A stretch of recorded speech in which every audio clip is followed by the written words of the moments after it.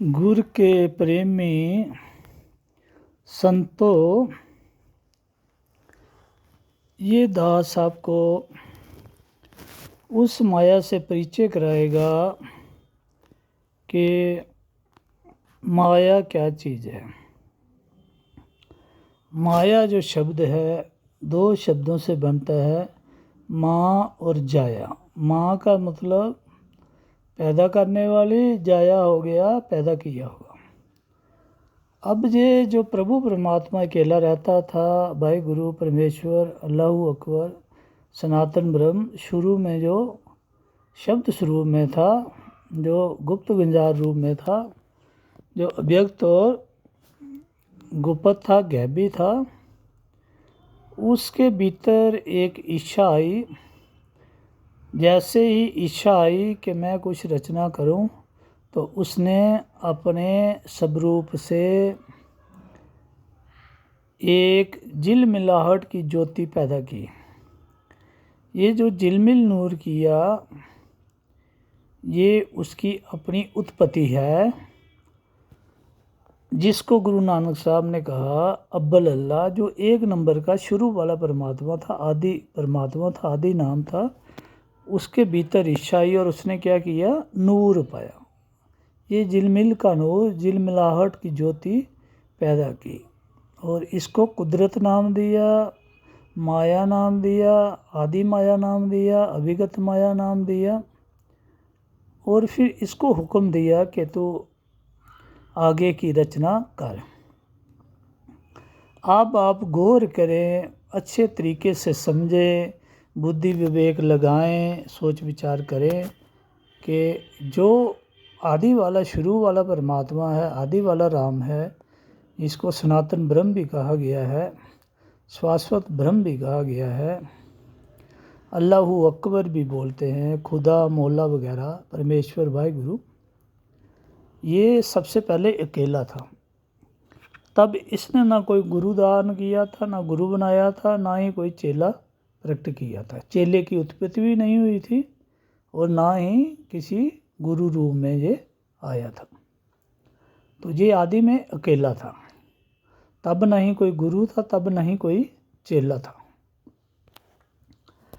तो जब इसने देखा कि मैं कुछ पैदा करूं, एक इच्छा आई, एक विचार आया, उसके कारण इसने अपने स्वरूप से, देह भी नहीं कह सकते कि देह से कुछ निकाला, क्योंकि देह इसका है ही नहीं, काया इसकी है ही नहीं। काया तो 5 तत्व और 3 गुणों की बनती है, बहुत बहुत नीचे आके माया ने प्रकट की है, काल ने प्रकट की है। तो इसने जो अपने स्वरूप से स्वरूप निकाला, उसको हम स्वरूप कह सकते हैं या कोई रूप कह सकते हैं। लेकिन उसका स्वरूप कैसा है, झिलमिलाहट की ज्योति, झिलमिल नूर, ये प्रकट किया, ये बनाया और अपने ही स्वरूप है ठहराया। ये जो आदि माया, अभिगत माया है, ये परमात्मा के स्वरूप से निरंतर अखंड, ये आदि से जो झिलमिल नूर है प्रकट हो रहा है। और इसी का नाम गुरु नानक साहब ने कहा नूर पाया, शरीर से नूर पैदा किया। इसको नूरे खुदा भी कहते हैं, तो ज्योति स्वरूपी भगवान भी कहते हैं। तो इसको माया, आदि माया, अभिगत माया भी कहते हैं।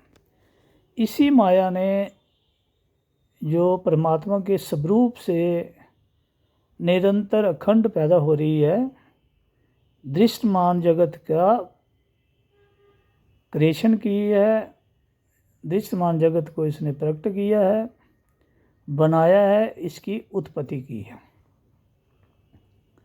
अब इसने क्या किया, जो झिलमिलाहट की ज्योति थी, ये परमात्मा के स्वरूप से निकल रही थी, परमात्मा का जैसे इशारा हुआ तो इसने आगे एक ब्रह्म अंड की रचना की। ब्रह्म अंड जो है, जिसको ब्रह्मांड भी बोलते हैं, इसकी रचना की।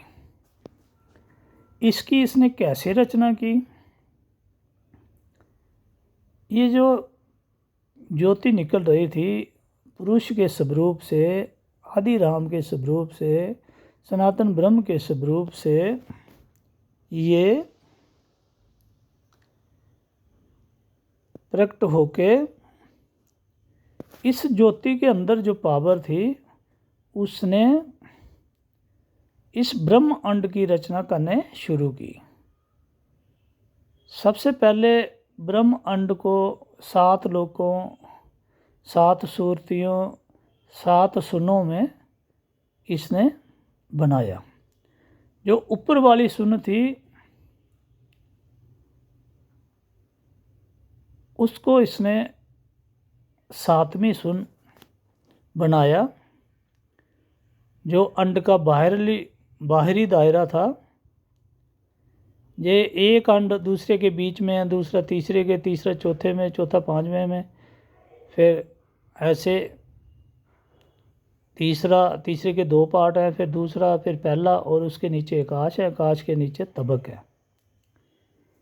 तो ये पूरा गोलाकार है। जो मूल परमात्मा है, आदि पुरुष है, सनातन ब्रह्म है, अका अनामी है, अनामी दारा है, वो ब्रह्मांड के परे है, ब्रह्मांड के परे है। मध्य में ब्रह्मांड की रचना की गई है, ब्रह्मांड की रचना की गई है। ये ब्रह्मांड जो ब्रह्मांड बना है, ये नकल है। असल जो है परमात्मा, जो उसके स्वरूप है, वो इसने बाहर से घेर के रखा हुआ है और भीतर इसके ब्रह्मांड की रचना की है। जो आदि पुरुष है, अका अनामी अभिगत है, वो अमर लोक में रहता है। अमर लोक में उसने अपने स्वरूप पर सार शब्द ठहराया हुआ है। सार शब्द वहाँ से प्रकट हो रहा है, गूंज रहा है, निरंतर, अखंड, एक रस, एक लय, एक सुर, जिसको अकथ कथा भी कहा गया है। तो उससे निरंतर ये ज्योति प्रकाश झिलमिल नूर निकल रहा है, जिसको अभिगत माया कहा गया है। इस अभिगत माया ने अपने स्वरूप से नीचे एक अंडाकार सूरती सुन्न मंडल बनाया और इसके भीतर अपनी पावर से महाकाल अगम पुरुष को ठहरा दिया।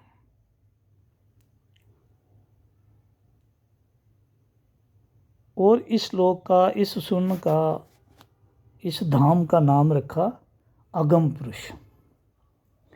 ये जो अगम पुरुष है, जहाँ सारी हंस वंश सूरतियाँ वगैरह ठहराई गई हैं, ये परमात्मा आदि माया की रचना है। लेकिन ये नियरेस्ट है, नज़दीक है, नेड़े है उस पुरुष के। बीच में पर्दा इस माया का है। ये सारी की सारी सूरतियाँ पहले तो परमात्मा के ही स्वरूप में थी ये, और इसी माया ने वहाँ से खींच के जहाँ रख दी और बीच में स्वयं झिलमिल नूर पर्दा कर गए।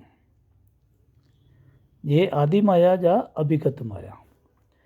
कबीर साहब ने कहा है कि अभिगत माया कीनी चतुराई, झूठी बाजी पिंड दिखाई।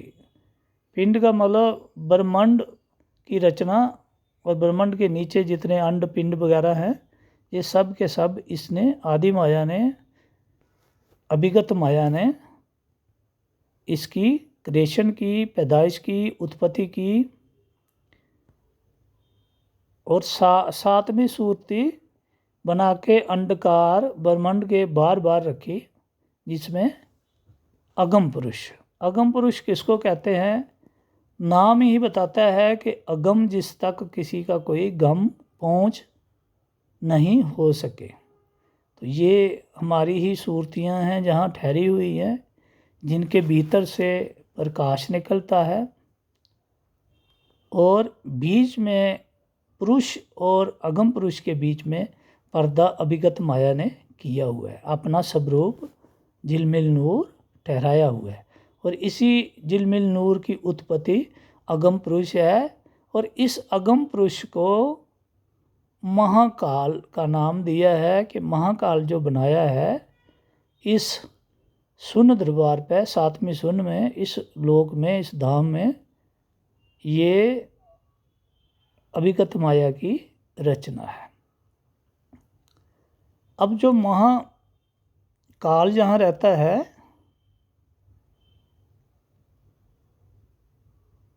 वहाँ पे सभी सूरतियों से प्रकाश निकलता है, तेज निकलता है। जैसे पुरुष से ये झिलमिल नूर निकल रहा था, वैसे ही हर सूरती, हर आत्मा, हर धुन परमात्मा का अंश है, और उससे भी ये प्रकाश निकलता है। परमात्मा बड़ा है, बड़े परमात्मा का नाम कबीर है, और उसकी माया भी बड़ी है। लेकिन जो अंश हैं, जो हंस वंश हैं, सूरतियाँ हैं, आत्माएं हैं, ये छोटे छोटे अंश है उसके बच्चे हैं, और बच्चों में से भी वैसे का वैसा प्रकाश निकलता है। और जहाँ ये प्रकाश निकलता है वहाँ भी एक शून्य बनाई किसने? सातवीं सूरती ने, सातवीं शून्य ने छठी शून्य तैयार की, जो ब्रह्म अंड के अंदर गोलाकार रख दी है, ब्रह्मांड को जो घेरे हुए है।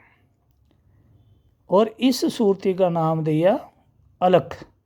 अलख का मतलब जिसको इन आँखों से, इन इंद्रियों से लखिया ना जाए, किसी ज्ञान विज्ञान के आले से लखिया ना जाए, देखा ना जा सके, उसको अलख बोलते हैं। लख होता है देखना, लखना, और जब और लग जाता है तो समझो उसको कोई देख नहीं सकता। और ये जो तेज पुंज है, श्वेत क्रांति है, महा उजियारा है, ये सूरतियों का जहाँ समूह है, जहाँ सागर है आत्माओं का, उन्हीं का ये प्रकाश है। ये स्वयं की सूरती से ये प्रकाश निकलता है। और इसका नाम क्या दिया? निर्गुण काल। क्योंकि यहाँ जो तमोगुण, रजोगुण, सतो नहीं है, इसलिए गुणों से रहित ये अलग पुरुष है, और इसको निर्गुण काल नाम दिया है। और ये मंजिल कौन सी है? अलग पुरुष की। और फिर जो पांचवी शून्य है, जो अंडाकार है, ब्रह्मांड को घेरे हुए है, वो जो बनाई गई, जहाँ माया और निरंजन को ठहराया गया। माया और निरंजन दोनों काल रूप हैं। और ये किसकी नकल है? ऊपर जो अकाह, अनामी और सतपुरुष रहते हैं, मूल सूरतियाँ हैं, मूल सूरतियों को इस सतपुरुष कहा गया है, जो जगतार बिलसती है सारी कायनात में। ये उसकी नकल बना के यहाँ पे माया सहित निरंजन को ठहराया गया है। ये दो कलाएं उस सतपुरुष ने, जगतार ने, जो सूरती रूप है, कबीर साहब ने लिखा है मूल सूरती पुरुष पुराना। पुरुष पुराना तो हो गया अकाह नामी, और इसके बीच में जो बिलसती है जगतार, भरीक से भरीक धुन, सूक्ष्म से सूक्ष्म, जो जिसकी आवाज़ बीना की तरह सत सत सत सत सत सत ऐसे कर रही है। तो ये दो कलाओं को पैदा करती है, एक माया, एक निरंजन। और जहाँ पे ये काल रूप, माया रूप, दोनों पुरुष और नारी, लेकिन सूक्ष्म रूप में है ये, एक जहाँ पे नज़र नहीं आते। एक का नाम निरंजन है और एक माया है। ये पुरुष प्रकृति नीचे आके बनते हैं, लेकिन जहाँ पे इनको माया सहित निरंजन राय कहा गया है। और जो काल और माया की रचना है, ये सतपुरुष की कला है, यहाँ से शुरू होती है। कहाँ? पांचवी शून्य में इनमें ठहराया गया है। और जो सतपुरुष है, जो जगतार है, उसको तो कोई देख नहीं सकता, बिलसती रहती है वो निरंकार रूप में, उसका कोई आकार नहीं है और निराधार है। लेकिन जब प्रभु परमात्मा अकाहा नामी का ऊपर से हुक्म होता है, माया को कहा जाता है कि अगम पुरुष और अलग पुरुष से हुक्म नीचे उतरता है, तो जो जीव इश्क प्रेम प्यार करता है, जिसके अंदर पूर्ण रूप से भिरा है, दीन गरीबी बंदगी है, जो पूरा जदोजहद सूरती करती है, वो सूरती को ये जगतार आके अपना दर्श दीदार देती है। और ये निरंजन उस वक़्त रूप धरता है और सतपुरुष कहा जाता है। क्या कहा जाता है? सतपुरुष। और जीव आत्मा इसके दर्शन करती है। ये जगतार ही जो बिलसने वाली सूक्ष्म से सूक्ष्म बारीक से बारीक महाजीनी तार है, ये रूप धारण करती है और ये निरंजन की उत्पत्ति करती है। और निरंजन ही दर्श दीदार देता है। जो सूरती नीचे तीन लोग से परमात्मा की भक्ति करती हुई इश्क प्रेम को जगाए हुए जो वहाँ पहुँचती है, तो यहाँ पे कहा गया है कि ये सतपुरुष दीदार है। दीदार निरंजन देता है, लेकिन उसके बीच में कौन उतरता है, रूपदान करता है? यो जगतार है, सत लोग, सतपुरुष है, सच्चा पुरुष है।